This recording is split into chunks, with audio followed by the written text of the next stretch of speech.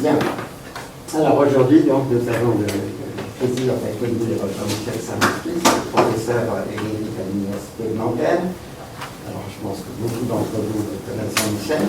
Il a beaucoup travaillé dans l'analyse non standard, au début, théorie continue, dans une optique qu'il appelle métaconstructiviste. Et c'est aussi un spécialiste de phénoménologie et d'herméneutique. Il a énormément écrit. En fin de compte, il y a plus de 30 volumes. C'est quand même beaucoup. Et il a aussi écrit sur la philosophie du Talmud et sur le Minas. Et donc j'aimerais te remercier fraternellement de nous faire l'amitié de venir nous parler dans ces temps troublés. Alors, ton titre est l'objet enfant de la vérité. Bon, alors, donc, vu qu'on a eu toutes sortes de problèmes techniques qui sont ma faute, parce que je n'ai pas apporté le bon hub, donc je ne peux pas fonctionner à partir de mon ordinateur. Du coup, on a compilé une fois, mais pas deux fois, ce qui fait que les titres n'apparaissent pas sur le bord. Ah, on aurait dû compiler deux fois.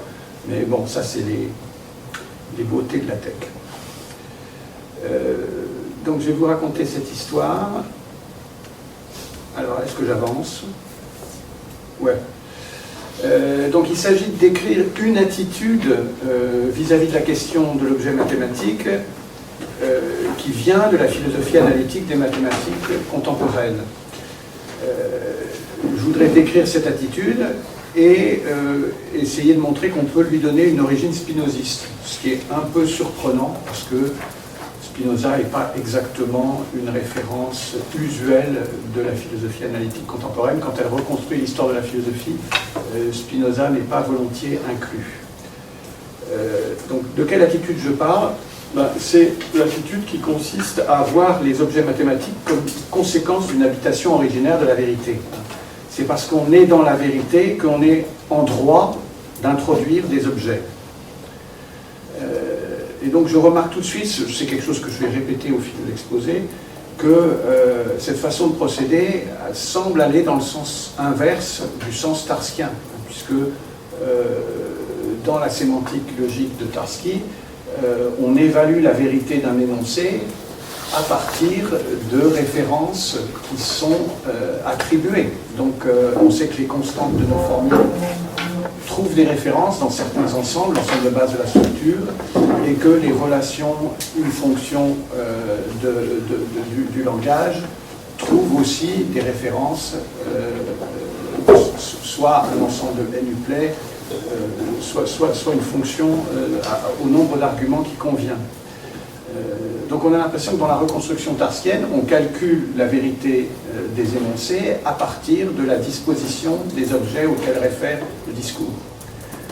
Et là, dans l'attitude que je décris, on a l'impression que c'est l'inverse. On part de la vérité des énoncés et qu'on obtient par une sorte de miracle les objets.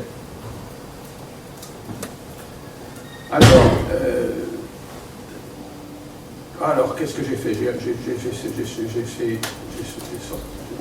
J'ai sorti mon truc. Pour reprendre le fichier. Vous cliquez sur là où. Ah non.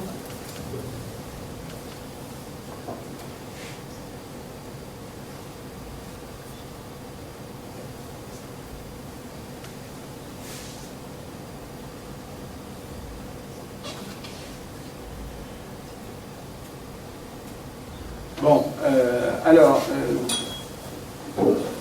donc, qu'est-ce qu'on peut dire en faveur de cette attitude qui consiste à déduire les objets de la vérité des énoncés?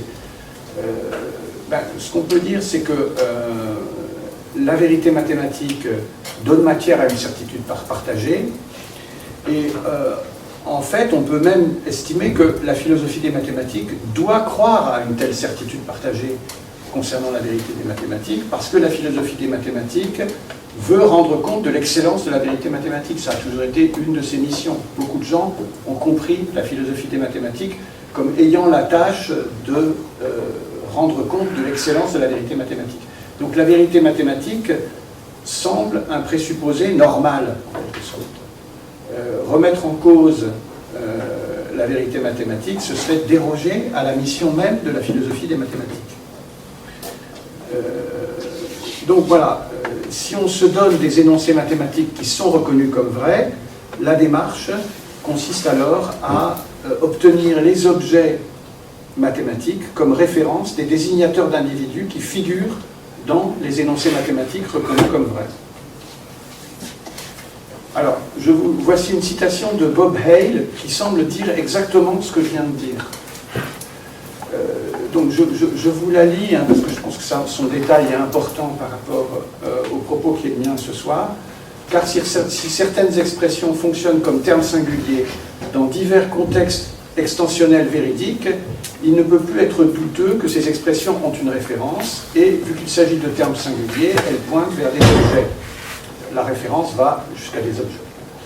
La pensée sous-jacente est que, d'un point de vue sémantique, un terme singulier est exactement une expression dont la fonction est d'effectuer la référence à un objet, et qu'un énoncé extensionnel contenant de tels termes ne peut pas être vrai à moins que ces termes ne s'acquittent avec succès de leur fonction référentielle. Par suite, pour peu que, comme cela apparaît certainement être le cas, il y ait des énoncés extensionnels vrais mettant en jeu ainsi des termes singuliers numériques, il y a des objets, des nombres auxquels ils font référence. Donc vous voyez la démarche en question, hein, elle consiste à dire qu'on va partir de certains énoncés qui sont incontestablement vrais, et à l'intérieur de ces énoncés, il va y avoir des termes singuliers qui sont supposés se référer à des nombres, et donc on va en conclure que les nombres existent, que les nombres sont là, en quelque sorte, qui sont là pour la vérité des énoncés en question. Alors, en fait, l'énoncé sur lequel travaille Bob Hale, c'est le principe de Hume. Donc Bob Hale fait la déclaration que je viens de citer à l'orée d'un ouvrage coécrit avec Crispin Wright, où il présente l'approche dite néologiciste. Et donc c'est une démarche qui veut justifier ex post Frege dans son projet d'introduire les nombres entiers naturels avec les seules ressources de la logique, en l'espèce de la logique du second ordre. Donc la vérité dont Bob Hale veut pouvoir partir, c'est le principe de Hume, qui lui-même est une proposition de la logique du second ordre, et qui est réputé indubitablement vrai. Et donc, puisqu'il y a un opérateur dièse qui associe à n'importe quel prédicat du second ordre un cardinal, en quelque sorte, eh bien, les nombres entiers que sont ces cardinals vont exister. Alors, le projet néologiciste a toutes sortes de composantes. Il y a le côté technique, où il s'agit de démontrer, à l'intérieur de l'arithmétique de Frege, ce que les gens notent FA en général, les axiomes de l'arithmétique de Peano du second ordre, PA2. Ça, c'est un aspect. Et donc les néologicistes sont capables de faire ça dans la situation contemporaine.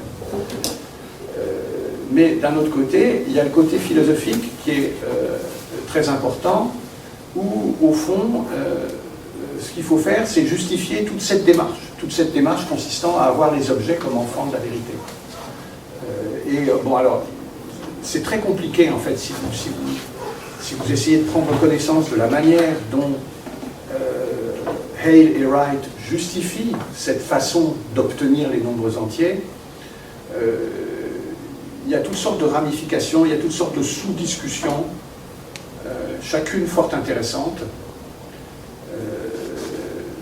Et en fait, un autre aspect du problème, c'est que Frege lui-même n'a pas fait ça. Frege envisage la définition que les philosophes analytiques des mathématiques appellent la définition contextuelle des nombres entiers, par le principe de Hume. Et Frege dit que ce n'est pas satisfaisant, entre autres en raison de ce qu'il appelle le problème de César. Que si on introduit les nombres entiers comme ça, on ne sait pas d'emblée que les nombres entiers sont autre chose que Jules César. Donc là, le problème, c'est que visiblement, les nombres entiers peut-être ont été introduits par cette démarche, mais d'un autre côté, ils ne nous ont pas été vraiment présentés. Donc on n'est pas en mesure de dire qu'ils sont autre chose que Jules César. Donc Frege lui-même ne faisait pas exactement ça, hein, mais les néologicistes, eux, assument d'obtenir les nombres entiers à partir du principe de Hume, et ils essaient de justifier philosophiquement, de façon très raffinée, et en fait très compliquée, cette manière de faire. Alors, je ne veux pas suivre Haley et Wright dans cet effort de justification de leur démarche, hein, qui est pourtant quelque chose de passionnant. Ce que je voudrais relever, c'est que cette manière de procéder est une orientation importante de la philosophie analytique des mathématiques. D'une certaine façon, cette manière de faire, n'importe quel philosophe analytique a des bonnes raisons de se reconnaître en elle. Et on peut dire que cette approche s'oppose radicalement à ce qui serait une approche phénoménologique de l'objet des mathématiques, mais aussi bien à une approche relevant d'une épistémologie post-kantienne, quelle qu'elle soit. On peut dire que probablement, cette manière de faire s'oppose à tout ce qui est hérité de la philosophie moderne. Et donc, pour les philosophes analytiques, le repère historique, ce serait Locke. Mais je ne vais pas rentrer dans le détail de ça. Donc, je voudrais évoquer un peu ce qui est l'autre point de vue, l'alternative. Et l'alternative, c'est une alternative où je ne pourrais parler de la vérité que si j'ai d'abord compris comment j'accède à l'objet. C'est la problématique de l'accès à l'objet d'abord. Donc, ce qu'on va dire, c'est que si nous sommes en mesure de qualifier certains de nos énoncés de vérité mathématique, c'est parce que ces énoncés affirment à propos d'objets mathématiques des choses qui sont le cas, qui sont vérifiables d'une manière ou d'une autre. Donc, il est exclu au plan métaphysique, si on est dans cette autre problématique, la problématique de l'accès à l'objet, de dériver les objets de la vérité, parce qu'en fait, la vérité présuppose les objets dont elle est la vérité.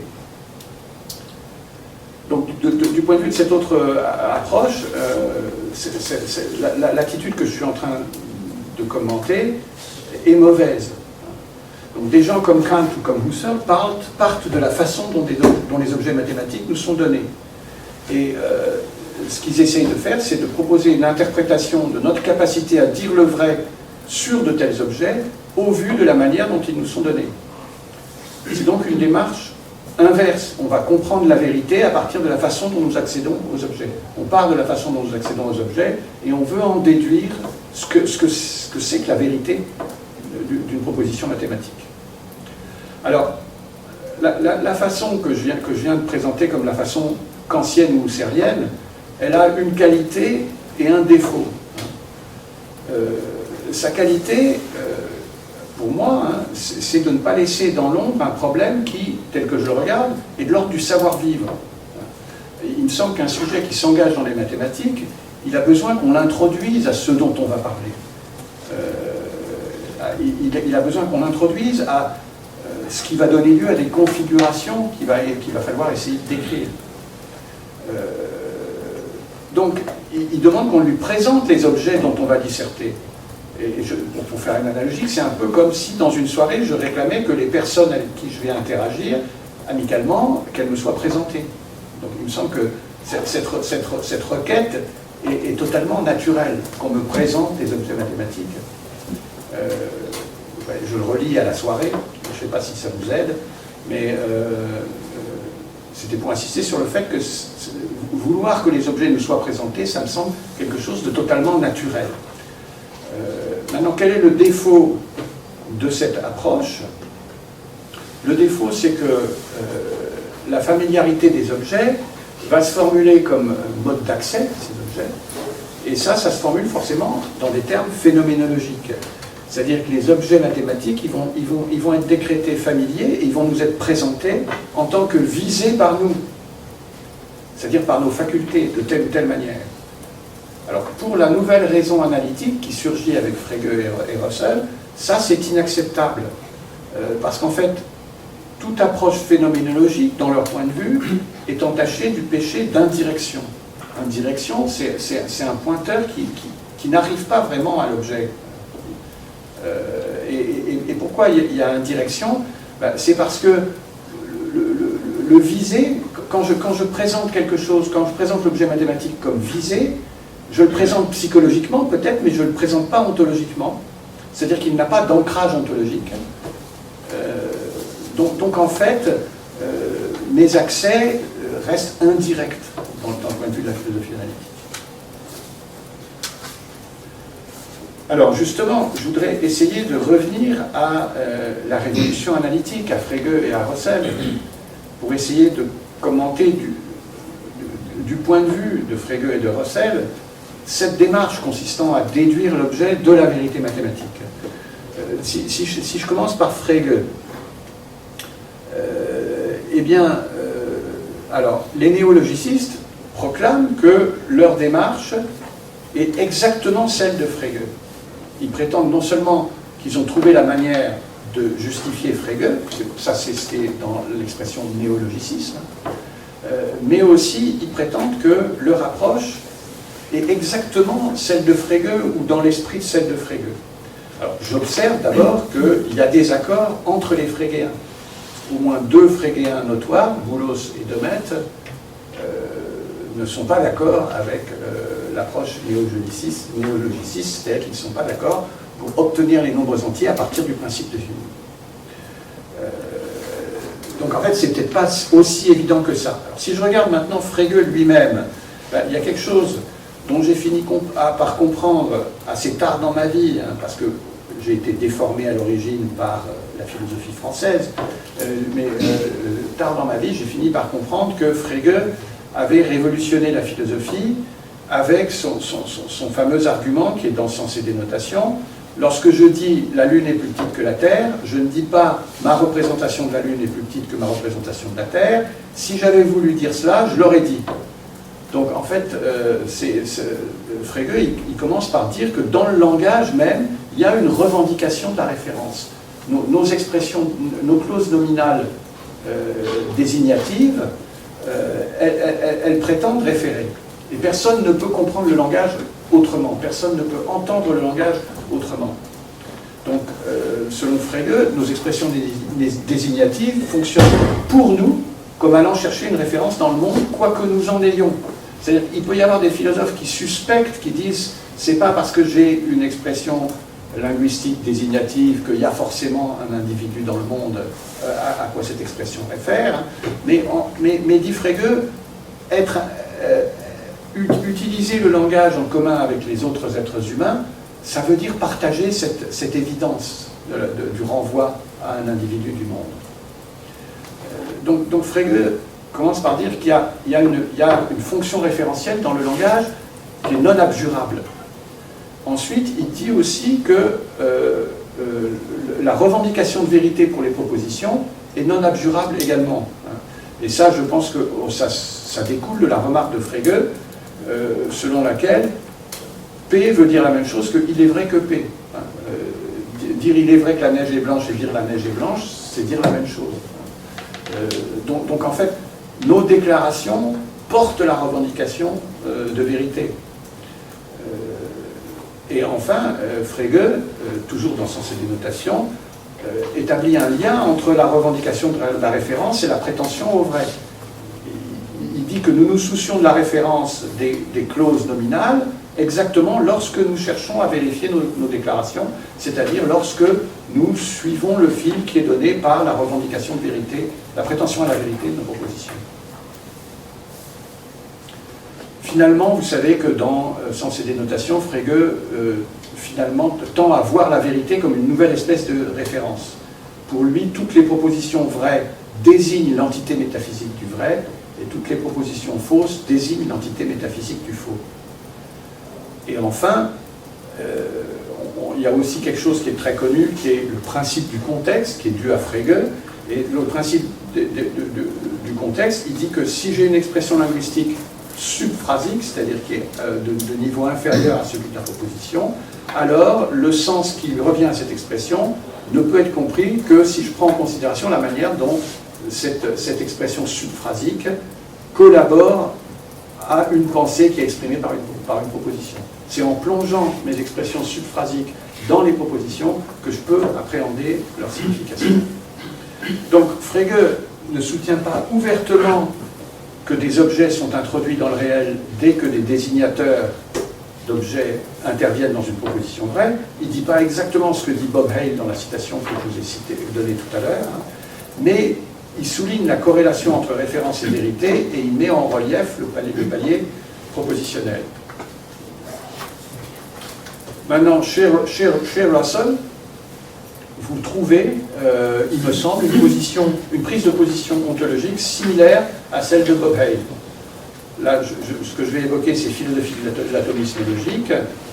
Vous savez que dans philosophie de l'atomisme logique, Russell essaie de mener une enquête sur la structure fondamentale de la réalité, qui est une enquête métaphysique, mais c'est en même temps une enquête épistémologique, hein, sur les voies et les droits de notre connaissance.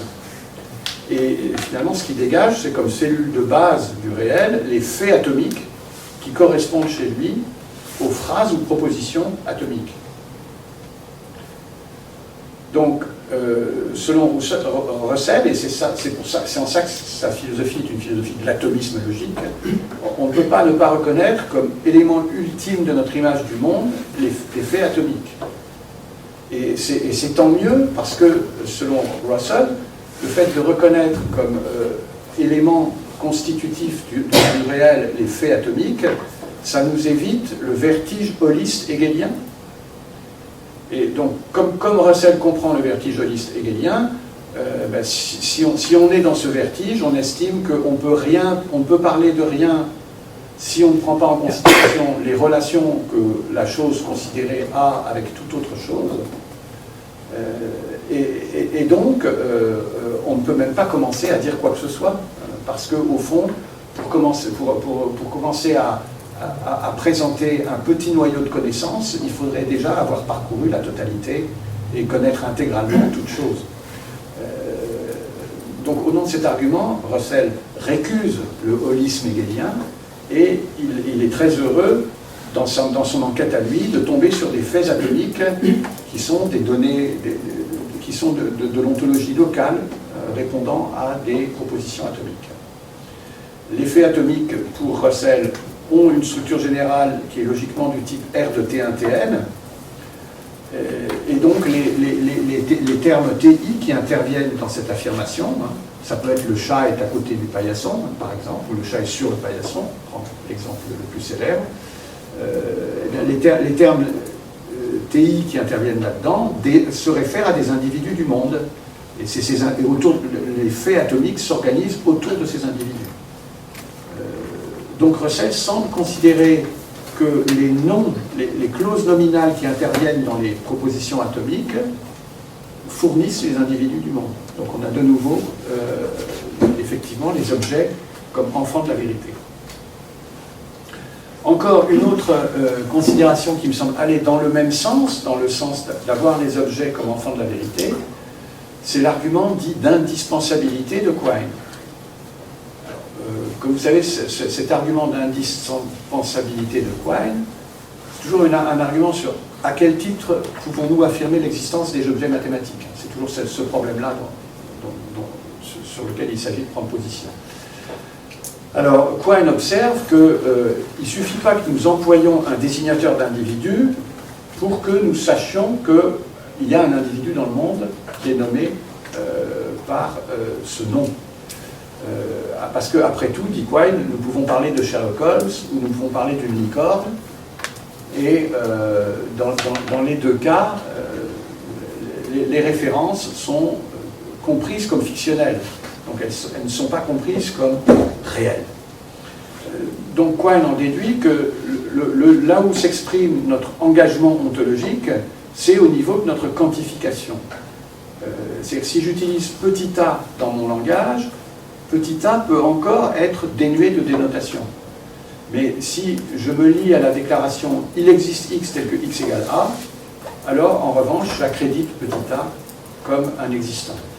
Et donc je ne vais pas pouvoir dire « il existe x tel que x égale Sherlock Holmes », pour revenir à l'exemple de tout à l'heure. Alors, du coup, Quine raisonne alors de la manière suivante.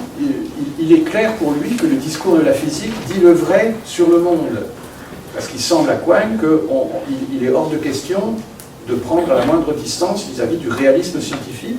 La philosophie ne saurait abdiquer du réalisme scientifique. Vous voyez que la philosophie analytique me semble traversée beaucoup par des convictions de ce genre-là. On ne peut pas abjurer le caractère référentiel du langage ordinaire, partagé, mais également le réalisme scientifique, il est inaliénable. Il fait partie de la raison. Or, le discours de la physique quantifie sur des objets mathématiques, quantifie sur des référentiels, des vitesses, des représentations de groupes peut-être. Donc, si on peut établir que c'est l'aspect du discours de la physique, l'aspect où elle quantifie sur des objets mathématiques, est indispensable, eh bien, on sera en droit de conclure que les entités mathématiques, en tant qu'entités sur lesquelles le discours de la physique quantifie, font partie du tableau réaliste de la physique. Donc, de nouveau, on obtient les objets mathématiques, on obtient leur existence à partir de la vérité de la physique. Donc, de nouveau, l'objet apparaît comme enfant de la vérité. Alors, il y a beaucoup de doctrines dans la philosophie analytique des mathématiques contemporaines, il y en a d'autres. J'en cite quelques-unes, la théorie des objets abstraits de Zalta, la conception assez étrange pour nous de Hartree-Field, fictionnaliste plutôt, le structuralisme de Shapiro. Donc voilà, je n'ai pas conduit l'enquête plus loin, il faudrait examiner chacune de ces doctrines et voir si, pour chacun de ces discours, de nouveau, l'objet est enfant de la vérité.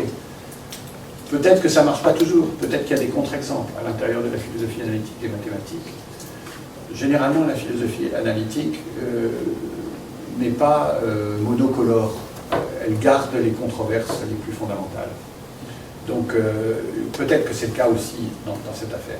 Mais je vois quand même cette tendance qui me semble une chose importante.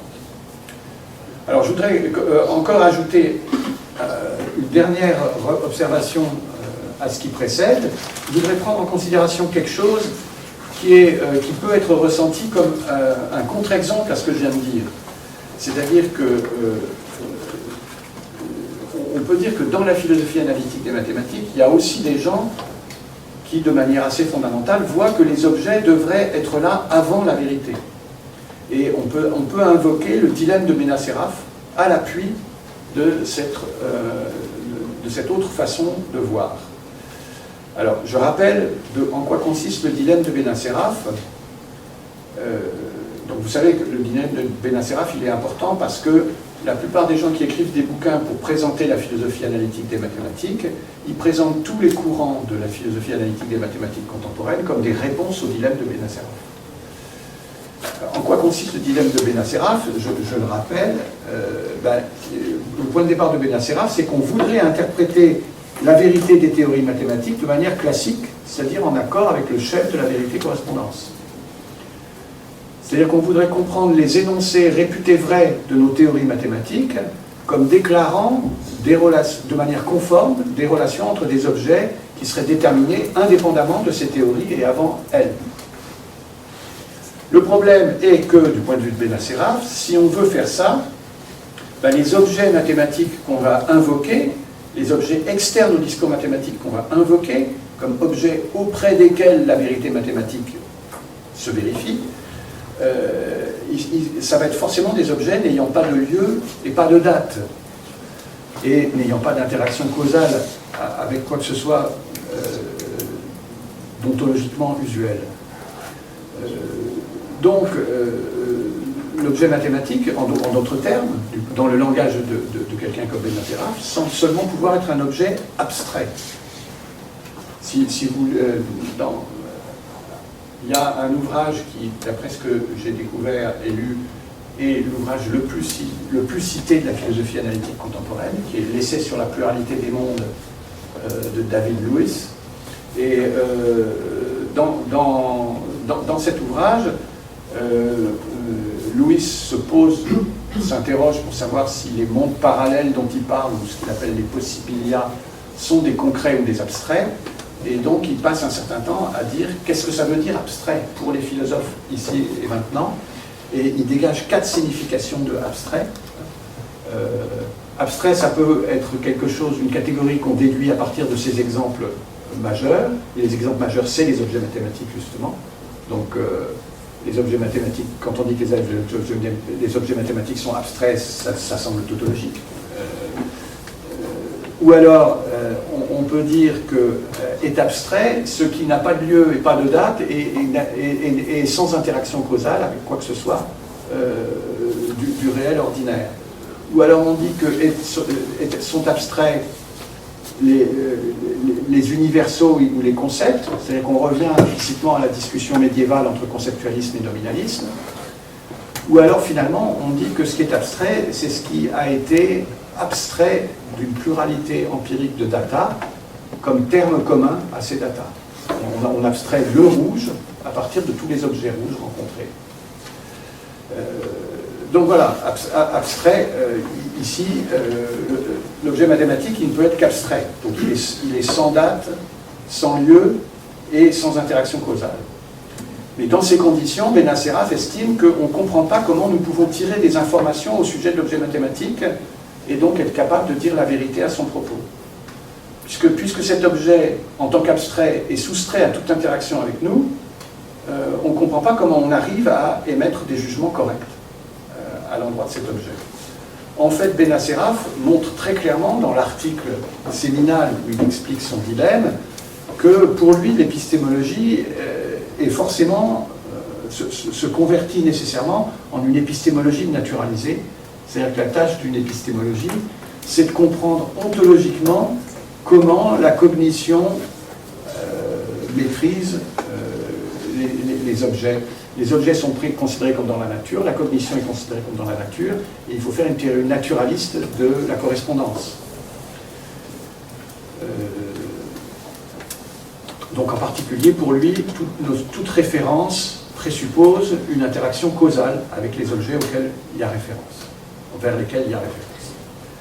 Alors le dilemme présenté par Benacerraf est présenté avec beaucoup de force,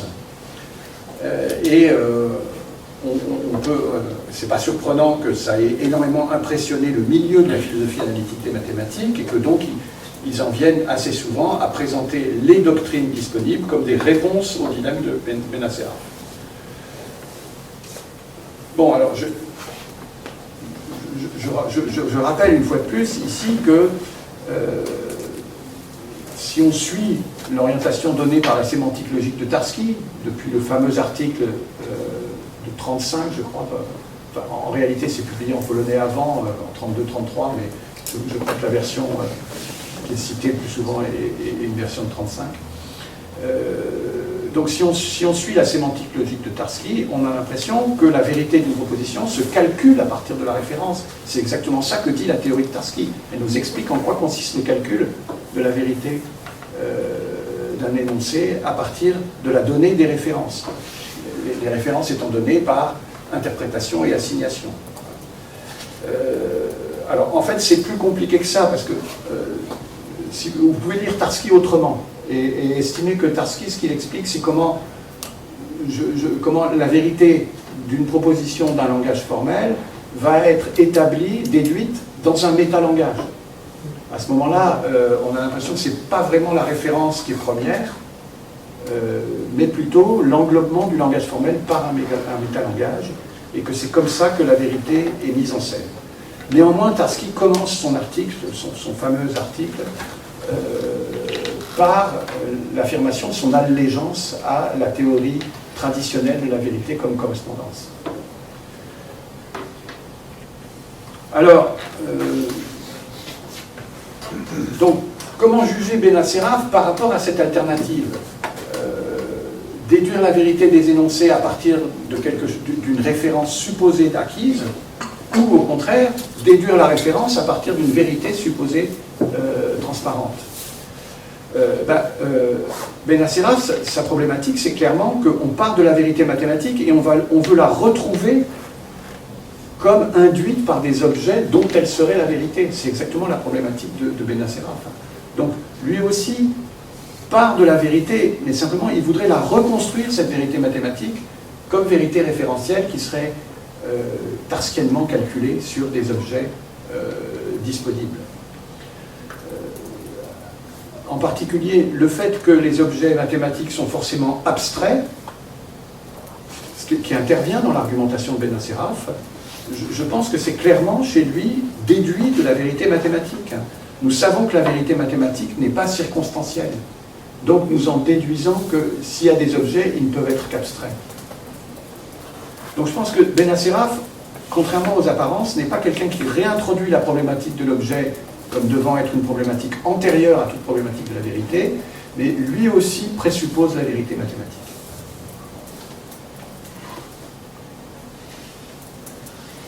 Alors maintenant j'en viens au précédent spinoziste. Donc comme je vous ai dit, je pense qu'il y a à cette attitude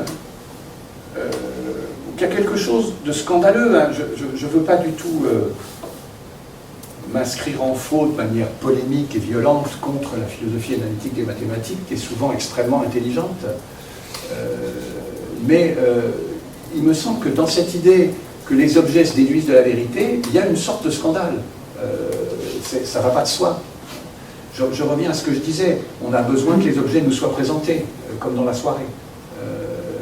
Donc, je voudrais examiner un grand prédécesseur de cette attitude scandaleuse, qui est, à mon avis, Spinoza.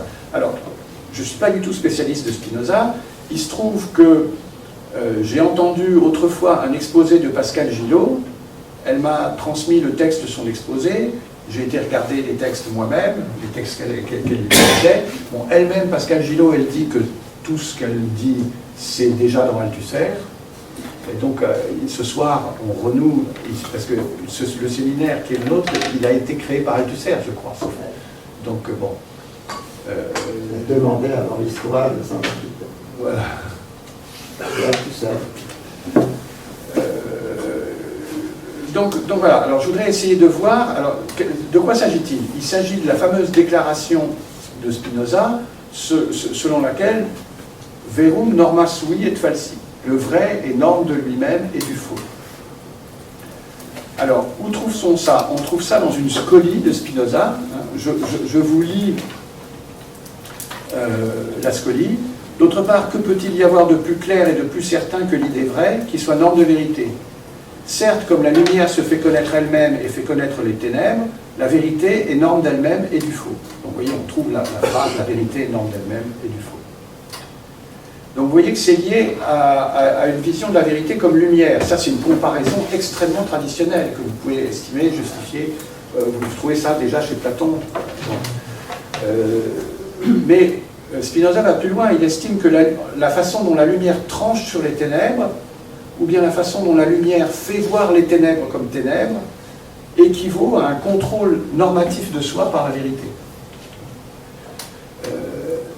Donc il y a une priorité de la vérité qui est affirmée très fortement par Spinoza.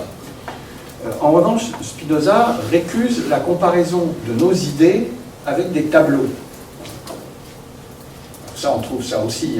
Husserl va reprendre la critique de l'analyse de nos représentations comme tableaux. Donc je lis de nouveau l'éthique. Avoir une idée vraie, en effet, ne signifie rien, sinon connaître une chose parfaitement le mieux possible. Et certes, personne ne peut en douter, à moins de croire que l'idée est quelque chose de muet comme une peinture sur un tableau, et non un mode de pensée, savoir l'acte même de connaître. Donc, vous voyez, définir la vérité comme la manière dont une proposition fait un tableau correct du réel, ça manque pour Spinoza le fond des choses, et le fond des choses, c'est que l'idée vraie, au fond, contient la transition connaissante vers l'objet. C'est interne à l'idée vraie. Donc il ne faut pas voir nos représentations comme un tableau passif et déconnecté, et alors après, nous aurions la tâche de vérifier la vérité éventuelle de ce tableau passif et déconnecté. Cette vision est mauvaise. C'est la vision comme quoi la vérité a une sorte de critère. La correspondance lui donne un critère. Et pour Spinoza, la vérité est première et se sert de critère à elle-même. Alors, cette idée que la vérité est première et se sert de critère à elle-même, ça peut être éclairé par une considération similaire qu'on trouve chez Spinoza dans le traité de la réforme de l'entendement à propos de l'outil. Spinoza, dans ce texte, observe qu'on ne peut pas comprendre la technique à partir d'un premier outil, parce que, dit-il, pour avoir ce premier outil, on a dû utiliser un outil précédent pour le fabriquer, d'où contradiction ou régression à l'infini, si vous préférez. De même, une méthode ou un critère de vérité présupposerait nécessairement la vérité de cette méthode ou de ce critère. Alors, est-ce que cette façon de voir les choses, de voir dans l'idée même d'un critère de vérité un paradoxe, cette façon spinozienne de voir les choses, est-ce que c'est la même chose que le paradoxe qui est signalé par Frege? Vous savez que Frege, dans les textes, dans le texte qui s'appelle La pensée, sauf erreur, il réfléchit sur le critère de vérité et il dit qu'il y a deux paradoxes dans la notion de critère de vérité. D'abord, il y a un paradoxe qui est un paradoxe de la vérité, c'est que la vérité devrait être la concordance des représentations avec les choses, mais les représentations sont tout à fait autre chose que les choses. Par conséquent, cette concordance, l'idée même de cette concordance est paradoxale. Et puis ensuite, ça c'est quelque chose que vous trouvez chez Kant aussi. Dans la logique de Kant, vous avez exactement la même réflexion. Kant dit la vérité, ça devrait être la conformité de la connaissance avec l'objet, mais l'objet ne nous est connu que par la connaissance. Donc en fait, la vérité, c'est la conformité de la connaissance avec la connaissance. Donc c'est voisin. Alors, Frege voit un deuxième paradoxe du critère de vérité. Il dit, si on dispose d'un bon critère de vérité, ce critère de vérité, il détermine les conditions sous lesquelles un énoncé mérite d'être dit vrai. Mais pour appliquer le critère, il faut que je sois capable de juger que les conditions sont remplies. C'est-à-dire que les conditions fixées par le critère sont le cas en vérité. Donc Frege voit une sorte d'auto-présupposition de la vérité par le critère de vérité. Alors c'est pas exactement la même chose que ce que dit Spinoza, mais on n'en est pas loin. Autre différence, c'est que Frege, lui, ne conclut pas de cette réflexion que la vérité ne peut être que ineffable et première, ce qui semble être la position de Spinoza. Alors, la conception de Spinoza, elle est liée à autre chose qu'on cite souvent. Il y a une autre conviction chez Spinoza, c'est la conviction selon laquelle penser vrai et savoir qu'on pense vrai sont inséparables. Et en fait, si je pense vrai, je sais forcément que je pense vrai. Donc, l'idée vraie enveloppe l'information consciente de soi. La vérité enveloppe l'awareness, pour parler anglais, à l'égard de la vérité. Qui a une idée vraie, sait en même temps qu'il a une idée vraie et ne peut douter de la vérité de sa connaissance. Alors, en fait, Spinoza démontre ça. Et il démontre ça par un procédé qui est la remontée à Dieu. Alors, je vous raconte la preuve spinoziste. Spinoza commence par présenter le rapport entre la pensée humaine et la pensée de Dieu. Et en fait, la pensée humaine, elle est comprise par Spinoza comme une partie, une ramification de la pensée de Dieu. Je lis le De Mente. De là découle que l'esprit humain est une partie de l'intellect infini de Dieu. Donc lorsque nous disons que l'esprit humain perçoit ceci ou cela, nous affirmons en fait que Dieu a telle ou telle idée, non pas en tant qu'il est infini, mais en tant qu'il est exprimé par la nature de l'esprit humain, ou en tant qu'il constitue l'essence de l'esprit humain. Et lorsque nous disons que Dieu a telle ou telle idée, non seulement en tant qu'il constitue l'essence de l'esprit humain, mais aussi en tant que, simultanément avec l'esprit humain, il a de plus l'idée d'autre chose, nous affirmons que l'esprit humain perçoit une chose partiellement ou inadéquatement. Donc vous voyez, le rapport entre l'esprit humain et l'intellect divin, il est présenté à travers deux en tant que. Il y a une partie de l'entendement de Dieu qui fonctionne en tant qu'esprit humain. C'est une ramification. Il y a une partie des cogitations divines qui sont des cogitations localisées en l'humain, qui est lui-même pensé par Dieu. Mais la référentialité de la pensée humaine est comprise de la même manière. Il y a certaines idées qui sont des idées de l'entendement de Dieu, mais qui interviennent en tant que localisées à l'humain, mais ces idées en même temps, elles sont pensées en tant qu'enveloppant autre chose en elles, qui est ce dont elles parlent. Et donc c'est ce double en tant que qui à la fois nous permet de comprendre ce que c'est qu'une pensée humaine, et une pensée humaine de quelque chose, au sujet de quelque chose. Les deux aspects sont compris dans la ramification sous l'intellect divin. Donc nos idées interviennent dans l'auto-explicitation de Dieu, elles se ramifient sous son idée, l'idée divine, l'idée de Dieu, de l'esprit humain. Nos idées sont simplement ses idées, du moins pour autant qu'en elles quelque chose est pensé. Notre noétique, pour le dire encore d'une autre façon, est subsumée sous la noétique divine.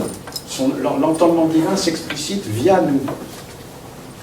Alors comment Spinoza va prouver que la vérité, une vérité humaine, est forcément informée de soi?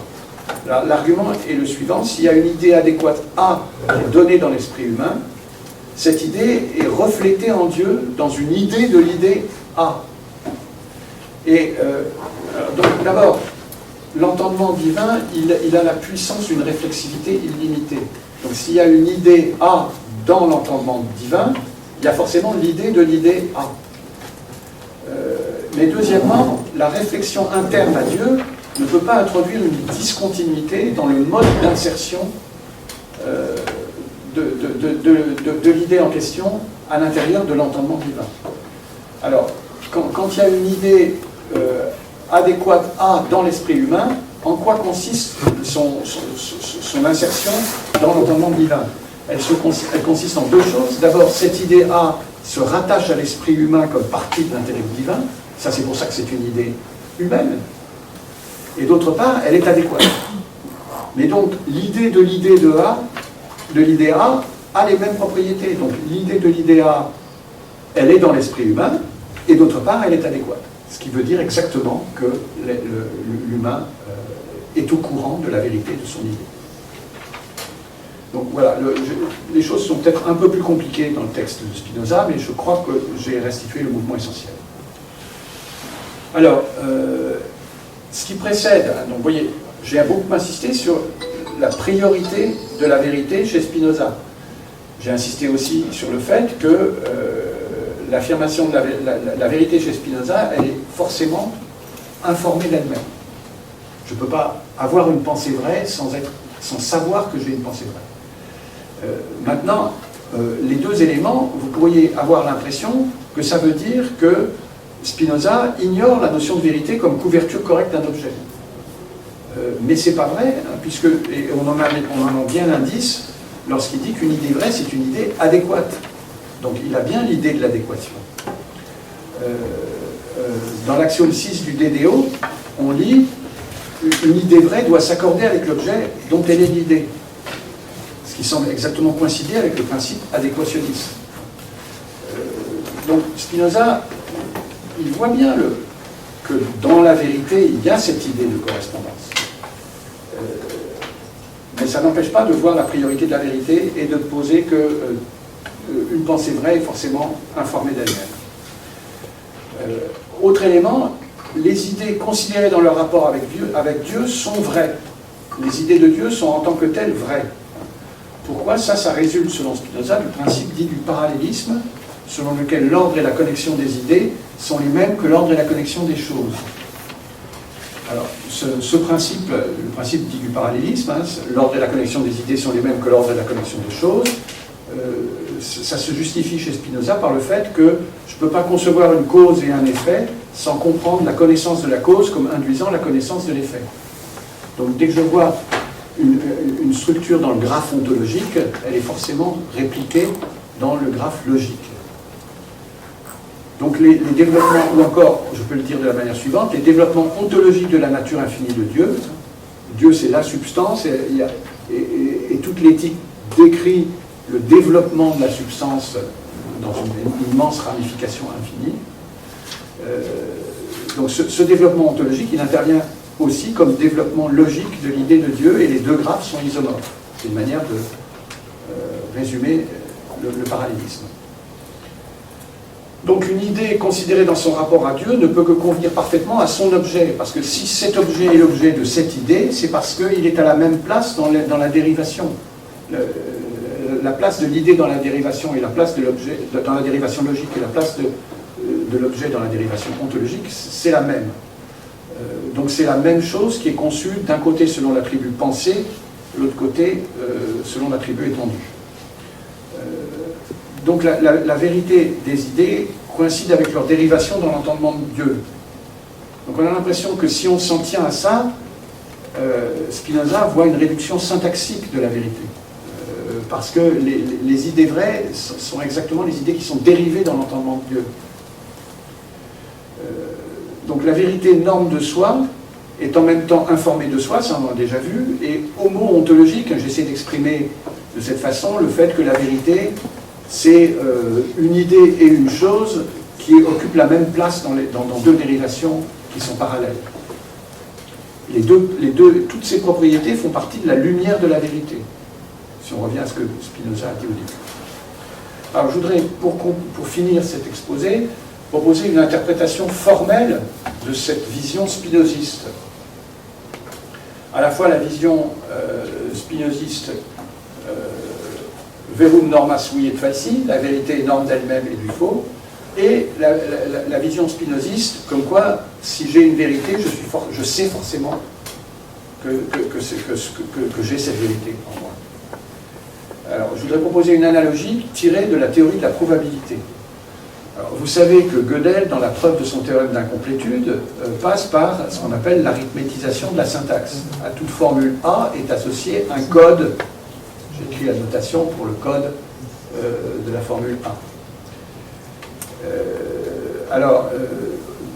Aussi, on sait bien que quand on sait coder des objets, on sait coder aussi les suites finies de tels objets, parce qu'on a des techniques, des ruses arithmétiques qui permettent de mettre dans un entier une suite finie d'entiers.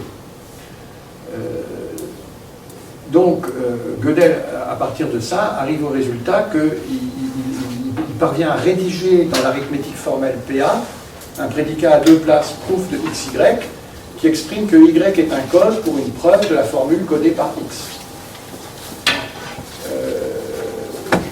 Donc,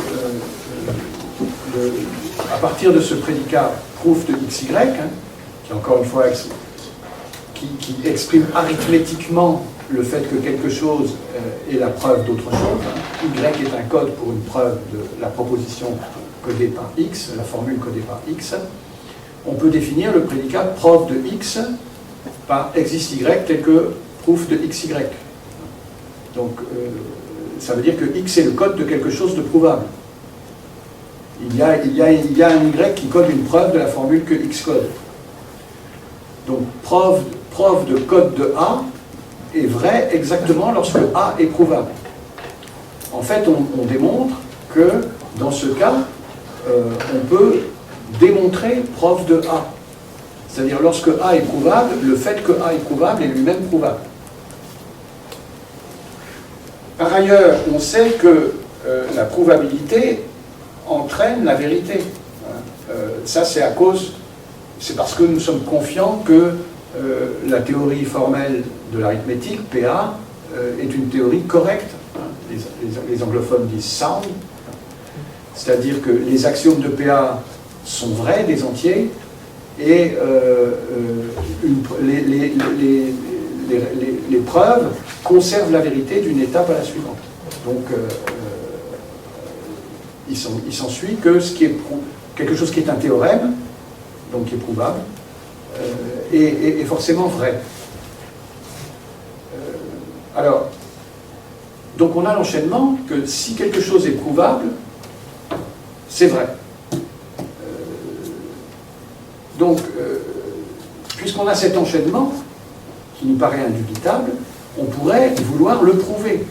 Est-ce qu'on peut prouver que preuve de A, preuve de code de A, implique A? Alors, c'est pas si simple, parce que Loeb a montré en 1954 que dans le cas où preuve de code de A implique A, alors on a plus simplement que A est prouvable. Donc les seules formules dont on prouve que la probabilité entraîne la vérité sont les formules prouvables. Alors Boulos signale ce fait et il le met en parallèle avec l'énoncé de Gödel. L'énoncé de Gödel, vous savez, c'est un énoncé G pour lequel on a G équivalent à non-preuve de code de G. ce qui est une autre manière de dire que G est un énoncé qui dit de lui-même qu'il n'est pas prouvable. D'après Boulos-Henkin, a envisagé de manière symétrique de l'énoncé de Gödel un énoncé bêta, tel que bêta soit équivalent à preuve de code de bêta. Et donc Gödel montre que G, l'énoncé de Gödel, ne peut pas être prouvable. En fait, il montre que sous les bonnes hypothèses, il est indécidable. Boulos présente le résultat de Loeb comme la réponse à la question sur la probabilité de bêta. En fait, il suffit de savoir que preuve de code de bêta entraîne bêta pour déduire que bêta est prouvable, comme on l'a vu. Alors, le résultat de Loeb sonne de manière spinoziste à mon oreille. Alors, je me donne un dictionnaire pour l'appréhender. Saisir la probabilité de A, je l'entends comme saisir A dans l'entendement de Dieu. Donc le résultat de Loeb dit que si j'accède, selon l'entendement de Dieu, à la vérité de A à travers sa validation dans l'entendement de Dieu, cela signifie que je pouvais d'emblée saisir A dans l'entendement de Dieu. Donc la théorie de la probabilité semble exprimer ici, à travers un résultat comme celui de Loeb, le refus du décalage méta fondant un critère de vérité. Le niveau de la probabilité, c'est-à-dire la remontée à Dieu, ne peut pas être instrumentalisé. Ce qui se doit valider indirectement via Dieu coïncide avec ce que Dieu valide directement. Bon, alors, la philosophie analytique des mathématiques, avec sa conception de l'objet enfant de la vérité, me semble favoriser une attitude assumant que nous reposons dans la vérité. Et Spinoza dit bien ça, il dit que nous habitons l'entendement de Dieu. L'entendement de Dieu, il est universellement vrai. Donc, en fait, la méthode formelle aurait laïcisé la conviction de Spinoza selon laquelle nous habitons l'entendement de Dieu. Alors, la tradition en France, c'était de considérer que Spinoza était déjà laïque. Mais là, dans la version que je donne, le formalisme contemporain laïcise Spinoza. Bon, alors Spinoza, lui, ne pense pas tout cela en liaison avec la question du statut de l'objet mathématique, donc il n'est pas philosophe des mathématiques en ce sens. C'est la posture classique, les philosophes étaient, pendant longtemps, sont naturellement et spontanément dans une position de métaphysicien, mais pas dans une position de philosophe des mathématiques, c'est-à-dire venant après un savoir, ayant déjà suivi son parcours, ayant sa méthode, sa légitimité. Alors pour la philosophie analytique contemporaine, il semble qu'on peut franchir le pas et considérer l'objectivité mathématique comme garantie par l'objectivité formelle et logique. Parce que le néologicisme, c'est un logicisme. C'est-à-dire que c'est cette idée qu'on peut fonder la mathématique dans la logique, parce que l'idée c'est que la logique est inesquivable si on est rationaliste. Si on est rationaliste, on ne peut qu'assumer la logique. Donc par conséquent, si l'objectivité mathématique est garantie par une objectivité qui est à la fois formelle et logique, eh bien, elle est bien fondée pour ce rationalisme. Voilà, j'ai fini.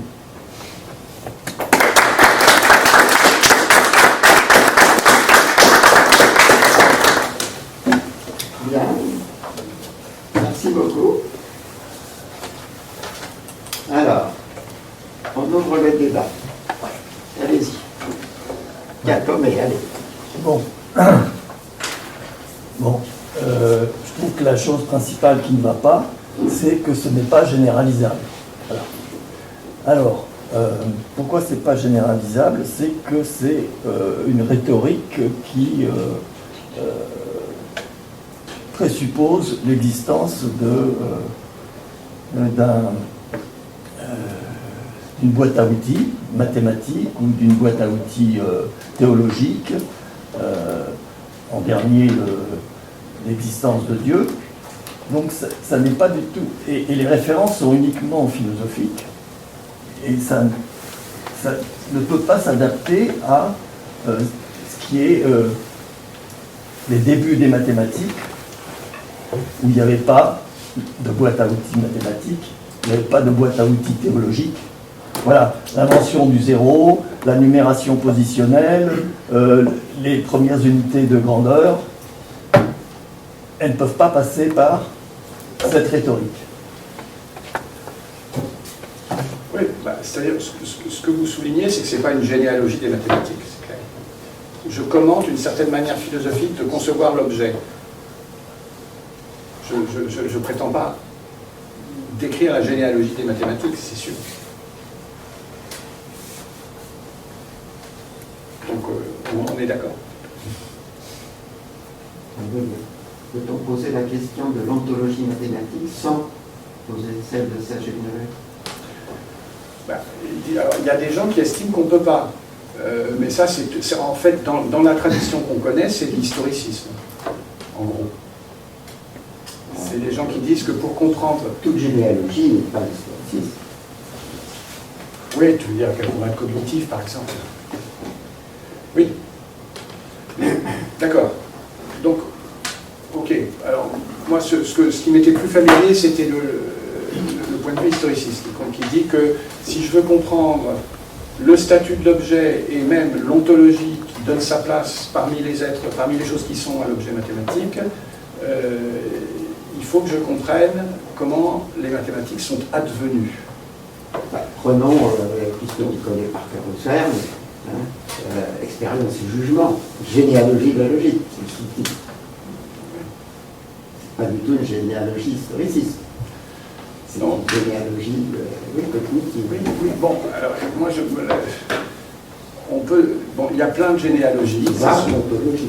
Mais bon, alors moi, encore une fois, la généalogie qui m'est la plus familière, c'est celle qui dit comprendre une chose, c'est comprendre l'advenu de cette chose. Et ça, c'est Hegel. Après, Husserl ne dit pas quelque chose d'aussi catégorique, parce qu'il y a certaines enquêtes de Husserl qui sont généalogiques. Le sont-elles vraiment? Après, on peut discuter. Est-ce que expérience et jugement est vraiment quelque chose qui te fait comprendre l'essence du logique à partir de la généalogie qui est proposée? Je ne suis pas sûr.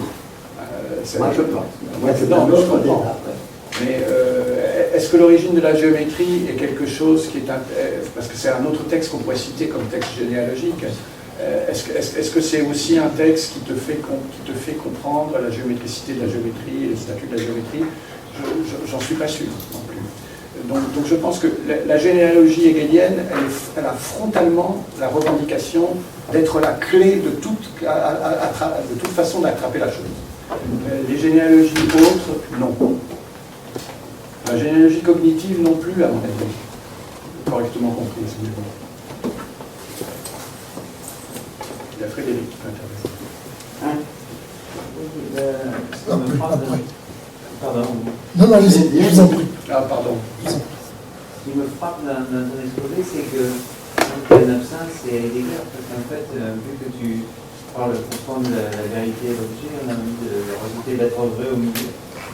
Penser le rapport de la vérité à partir de l'être vrai. Donc ça m'étonne un petit peu, de connaissance, ça m'étonne un petit peu que la référence soit plutôt orientée vers Husserl et Heidegger. J'ai à peine parlé de Husserl même, hein, mais disons, la place de Heidegger là-dedans, ce serait que lui, sa compréhension de la vérité, c'est qu'elle est décèlement, c'est l'aletheia, mais elle n'a pas, ça passe pas par l'objet, justement. Dans la description heideggerienne, l'affaire de la vérité n'est pas polarisée sur un objet. Donc ça me semble... alors, si je voulais suivre une piste heideggerienne pour comprendre l'objectivité mathématique, je regarderais plutôt ce qu'il dit dans Qu'est-ce qu'une chose, comme quoi les objets mathématiques sont ce qu'on ne peut qu'apprendre. Les mathématas, c'est des choses qui sont essentiellement thèmes d'apprentissage. Donc là, Heidegger semble voir la connexion de la mathématique avec l'école, ce qui me semble plus pertinent. À partir d'Aletheia, je vois pas comment, moi je vois pas comment j'arriverai au maths. Mais bon, ça c'est un autre exposé. Hein,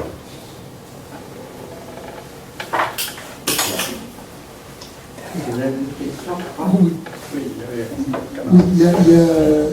Il y a deux noms, enfin il y a un nom que vous n'avez pas cité, Bon, vous avez cité Gödel au dernier moment. Sont nommés justement ces deux théorèmes, hein, c'est le théorème de complétude. Mais Gödel en même temps a conclu donc son second théorème d'incomplétude, où justement les questions de vérité en mathématiques étaient posées donc en 1900 par Hilbert en 1900, et que jusqu'à présent on ne peut pas démontrer la consistance de l'arithmétique avec les axiomes de ZF. Donc, je veux dire, les mathématiciens ont déjà, sans l'appui des philosophes, justement, se sont posés ces mêmes questions à l'intérieur des mathématiques, et jusqu'à présent, c'est un problème ouvert. Alors, vous avez parlé de l'abstraction. Il y a un philosophe que vous n'avez pas cité, qui a relativisé justement la notion d'abstraction en mathématiques, c'est Ernest Cassirer. Et pour lui, l'abstraction en mathématiques, un objet d'art, le mythe, on peut les ranger au même niveau dans la mesure où on parle de forme symbolique. Et en ce moment-là, un poème, le poème de Rimbaud, un objet d'art, tout ça, c'est des formes d'abstraction justement qu'il appelle donc forme symbolique. Alors, il donne une définition, si vous me permettez. Alors, il dit, donc, c'est en 1923, les choses, les états, les propriétés et les activités ne sont pas des contenus donnés dans la conscience, mais les modes et les directions de la mise en forme qu'elle opère. Donc, en fait, c'est au moment où, justement, quand le mathématicien se met, justement, à construire un objet mathématique, c'est là, c'est le sujet mathématicien, Bauer disait, le sujet créateur, justement, c'est lui qui insuffle, justement, la vérité des mathématiques. C'est dans la création de l'objet, de l'objet mathématique, et quand le nom n'est pas donné, ce sont les contemporains, ou bien disons ceux qui, les disciples justement qui viennent, justement qui doivent nommer en disant que ça, effectivement, c'est une propriété abélienne, mais ça c'est un axiome notérien, ainsi de suite. Donc c'est en ce moment-là justement où l'objet est nommé, donc c'est une forme symbolique justement où la vérité devient une vérité interne aux mathématiques. Bon, oui, moi j'ai beaucoup de sympathie pour Cassirer. Donc la description que vous faites, que l'humanité n'arrête pas de charrier du symbolique et que le symbolique s'organise dans des formes symboliques, et avec toute la vision de Cassirer qui est très passionnante, comme quoi il y a les étapes du symbolique, mais en même temps les étapes ne meurent jamais, c'est-à-dire que les vieilles étapes sont toujours là. Donc tout ça, je trouve ça magnifique. Maintenant, bon, alors, dans les formes symboliques envisagées par Cassirer, il y a le langage en tout cas. Donc si on va dans cette direction-là, on va regarder l'objectivité mathématique comme cas du symbolique et cas qui serait probablement affine à celui du langage. Moi, c'est l'orientation. En plus, ça satisfait mon côté bravairien. Donc j'aurais beaucoup de sympathie à l'égard de ce genre de choses. Mais bon, j'ai l'impression que c'est pareil, c'est des discours qui ne veulent pas accepter la brutalité du problème métaphysico-épistémologique qu'on a entre la vérité mathématique et l'objet mathématique. Savoir, est-ce que l'objet mathématique est premier par rapport à la vérité mathématique ou l'inverse? J'ai l'impression que quand vous êtes dans une orientation à la Cassirer, c'est un peu pareil que c'est encore une autre modalité du généalogique, c'est-à-dire qu'en fait vous allez raconter la survenue de l'activité mathématique comme cas particulier de l'immense effervescence symbolique de l'humanité, et vous allez être heureux de faire ce compte-rendu. Et bon, moi ça me satisfait beaucoup à beaucoup d'égards, mais là je voulais accepter ce sous les fourches codines de quoi la philosophie analytique contemporaine essaie de nous faire passer, qui est, il y a une affaire irréductible qui est est-ce que j'ai des objets avant la vérité ou est-ce que j'ai la vérité avant les objets. Bon, je voulais accepter ce jeu j'ai parlé de rien de ce qui était moi. Je veux dire, la philosophie analytique des mathématiques, c'est pas moi, Spinoza, c'est encore moins moi. J'ai eu envie de parler des autres, de ce que pensent les autres. Bien là. Merci. J'ai beaucoup aimé ça et voilà, ce n'est pas pour présenter une opinion contre opinion, juste pour faire une remarque que peut-être la vérité a une dimension dynamique. C'est-à-dire que si on a un objet, on va continuer de trouver ses propriétés. Si on est dans une théorie complète comme ce qu'on a pour les nombres naturels, on peut espérer d'y arriver. Mais peut-être même qu'on est en train d'étudier un objet qu'on n'a pas très bien décrit. Donc, ça va être un processus de trouver la vérité de cet objet, tandis que l'idée de l'objet me semble un peu statique, donc l'objet il existe. On peut voir la chose de cette façon. Mais on peut aussi voir la chose totalement d'autre façon, c'est-à-dire, pour prendre la métaphore de soirée où on rencontre les gens. Donc les gens sont présentés, on se dit ce sont les objets. Mais en fait, peut-être que ce ne sont pas les objets. Je dis que je m'appelle Elizabeth Taylor, et tout me croit, et voilà, pour la soirée, je suis Elizabeth Taylor. Donc il y a aussi, peut-être, on peut dire que les objets sont dynamiques aussi. Voilà,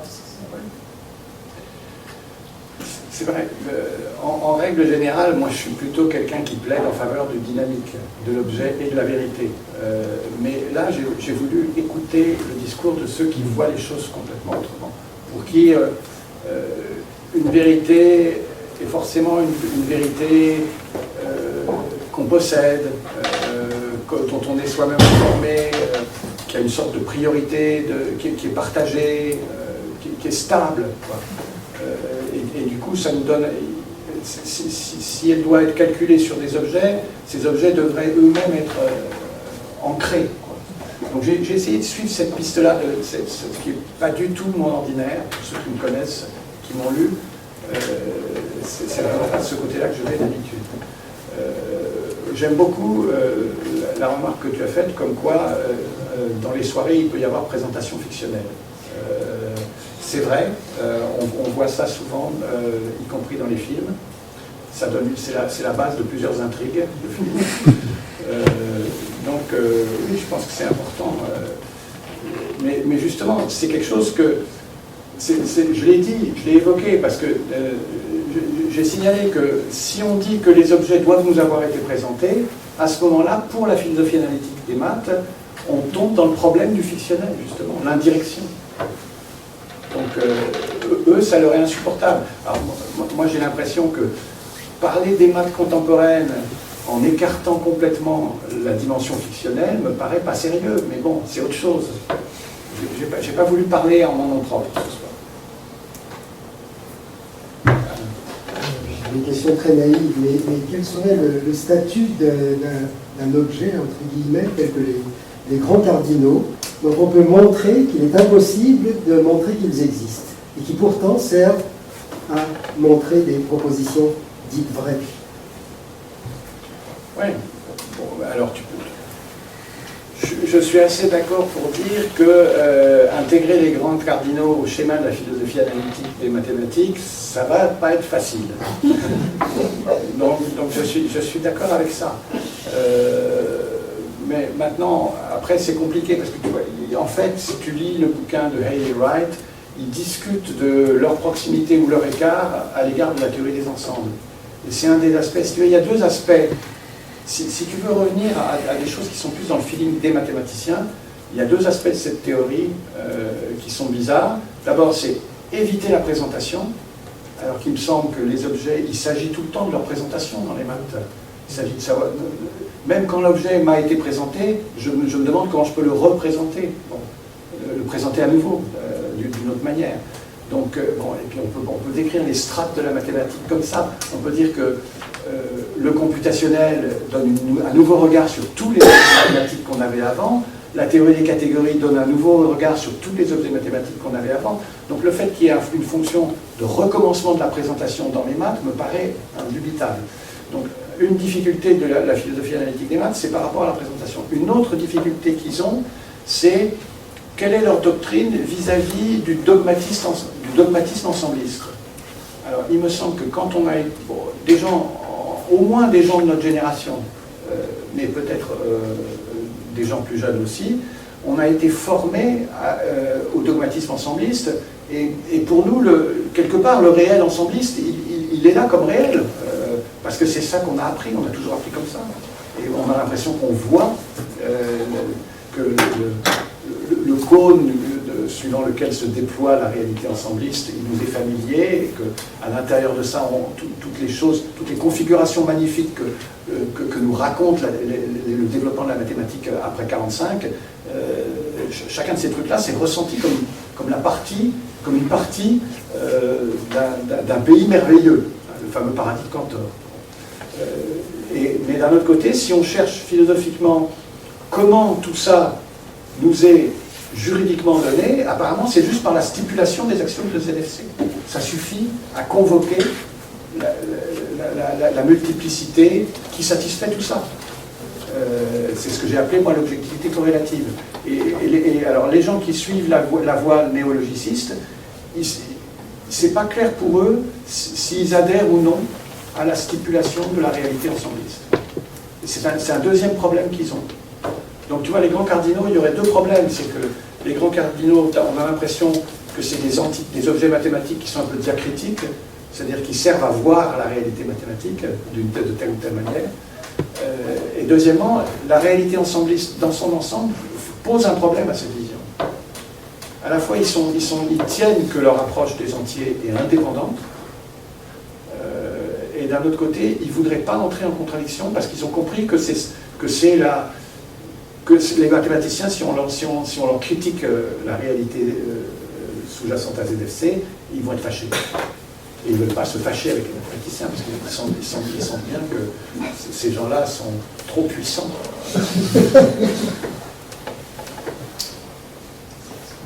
Bon, pardon. Oui, merci. J'avais une question. Selon vous, vous, pas Spinoza, à quel point est-ce qu'on peut plaider un dynamisme sans historiciser ou mettre le curseur? Oui, bon, alors, il y a toute une histoire de ça. Moi, comment dire moi, d'abord, historiquement, j'ai présenté le dynamisme en termes herméneutiques, en 1991, dans mon livre L'herméneutique formelle. Donc, j'ai décrit le dynamisme comme étant toujours élaboration d'une précompréhension. Le dynamisme dans les maths vient sans arrêt de l'élaboration interne aux mathématiques d'une précompréhension.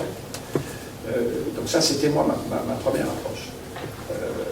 Maintenant, après, j'ai l'impression que quand j'évoque, comme je viens de le faire de manière informelle, le fait que les objets mathématiques à la fois, on les considère comme nous ayant été présentés, mais en même temps, leur présentation est toujours à refaire. J'ai l'impression que ce que je décris, c'est presque une écoute du discours mathématique lui-même. C'est pas, ça ne se réclame pas de l'histoire. C'est juste une entente de ce qui est raconté par les mathématiques. Il me semble que les mathématiques racontent la représentation des objets. Bon.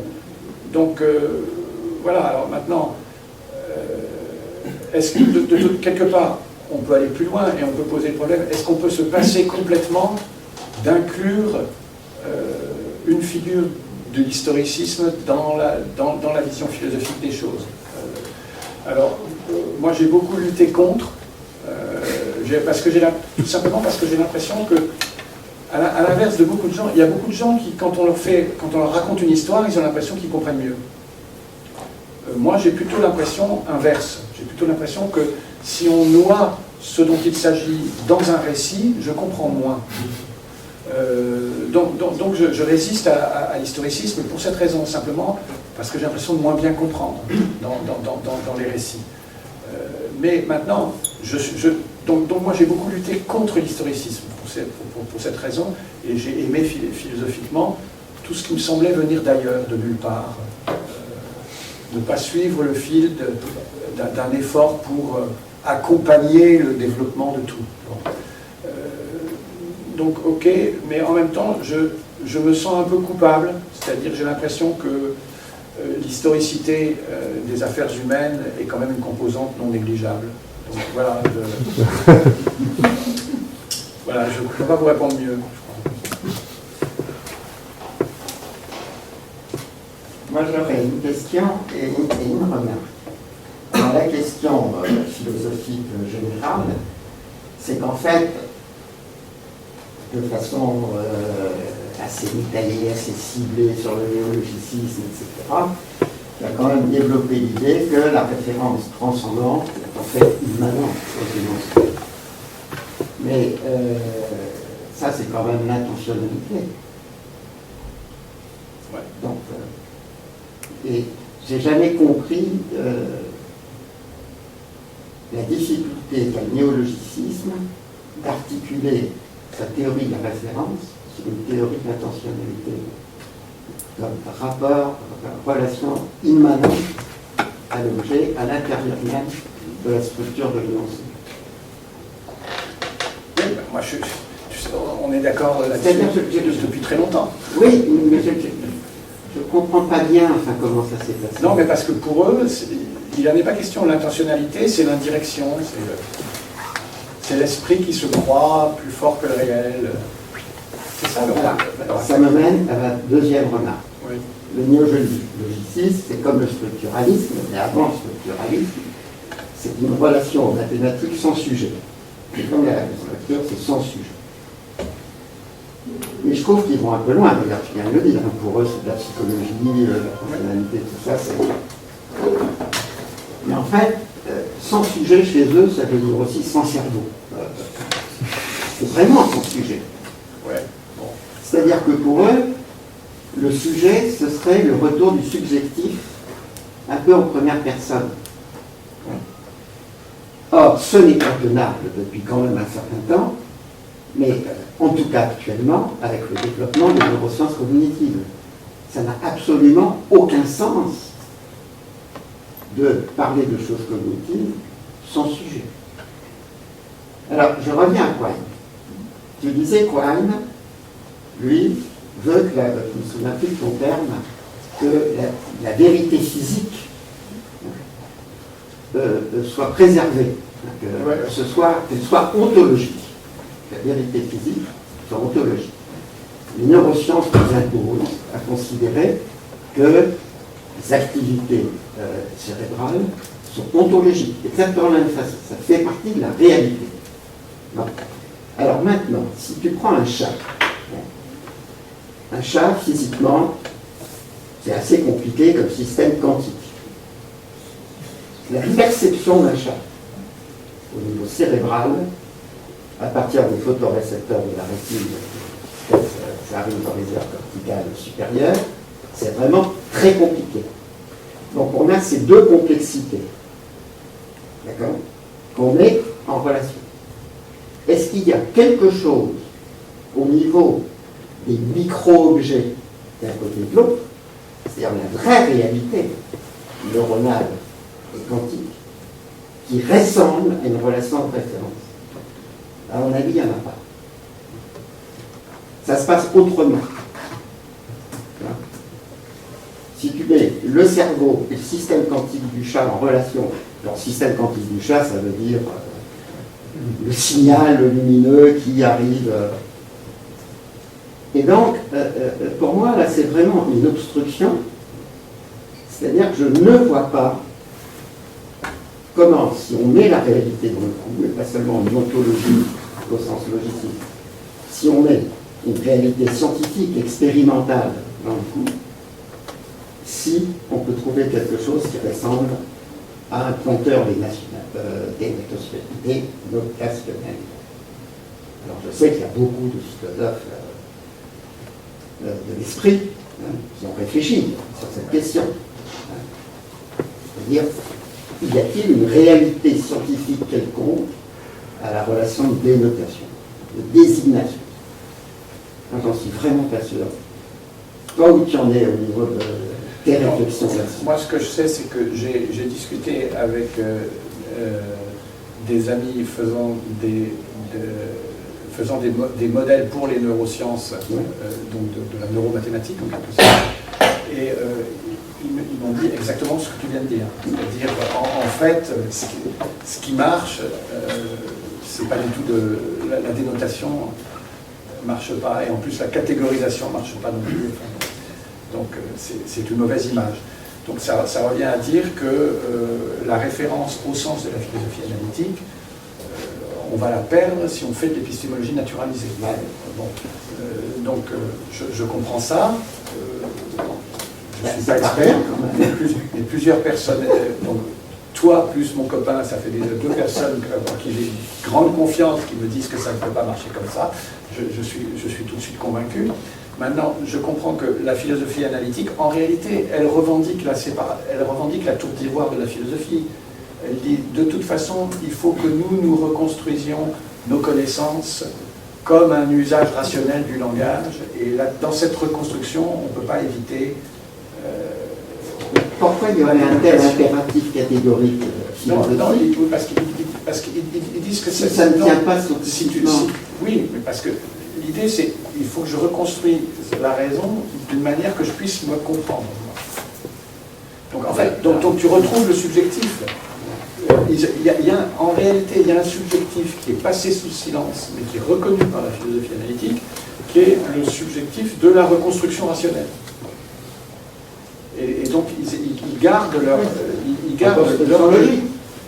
Ils gardent leur réseau, mais au nom de la reconstruction rationnelle. Et ça, c'est un mode de subjectivité, mais c'est pas digne. Quand les textes de la philosophie analytique le passent sous silence et ne l'avouent pas. Mais moi, je suis d'accord. C'est clairement, eux, ils ont ce présupposé. Et puis il y a le truc que, bon, moi je dis toujours que ils pourraient cesser d'être angoissés par tomber dans le subjectif relatif, parce qu'il suffit d'inverser le truc de Frege, c'est-à-dire, si je dis que ma représentation de la Lune est plus mélancolique que ma représentation du Soleil, je ne veux pas dire que la Lune est plus mélancolique que le Soleil, sinon j'aurais dit. Il suffit d'inverser. Je ne sais pas, quand vous parlez des neuromathématiques, d'une certaine manière, il faut une ontologie. Ils font une ontologie d'une certaine manière. Ils définissent un domaine dans lequel... C'est pas vraiment une ontologie, c'est comme la physique, quoi. C'est l'objectivité scientifique. Oui, c'est ce que j'en ai dit. Oui. Je dirais que l'ontologie physicaliste, les 2 manières dont elle triomphe, y compris dans les journaux grand public, c'est avec l'astrophysique et avec les neurosciences. Je me souviens d'un très joli colloque organisé par Umberto Eco à San Marino autour de Edelman, et Jerry Fodor, disons, des néologicistes côté cognitif. Et il y a eu un débat, mais d'une violence absolument inouïe, sur ce point-là, où Edelman, mais véritablement, accusait Fodor d'avoir une théorie de l'esprit qui était fausse, scientifiquement fausse, et Fodor était hors de lui. C'était vraiment un grand conflit scientifique et philosophique. Il y en a des traces dans le débat qu'on a connu, le Fodor-Smolensky. Oui, absolument. C'est exactement pareil. Fodor-Smolensky.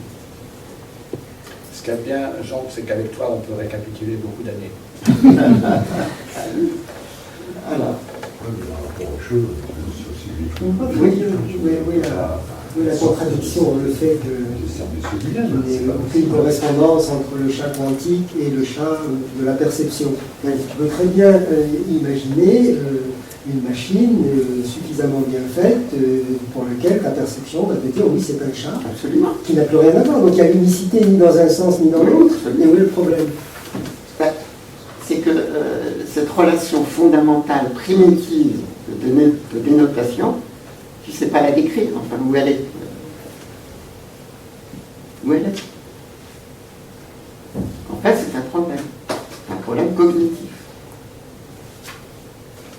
qui est très loin d'être résolu. Qu'est-ce que c'est que de pointer, hein?